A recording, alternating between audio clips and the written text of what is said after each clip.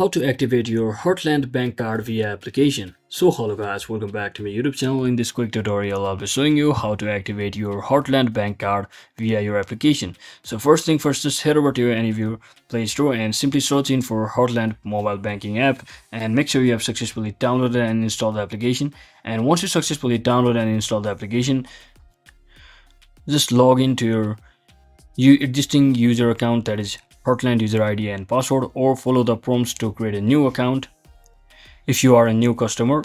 And once logged in, find the card section within the app's main menu. So just follow the on-screen instruction to activate your new card from there. This typically involves entering card number, expiry date, as well as potential setting a PIN.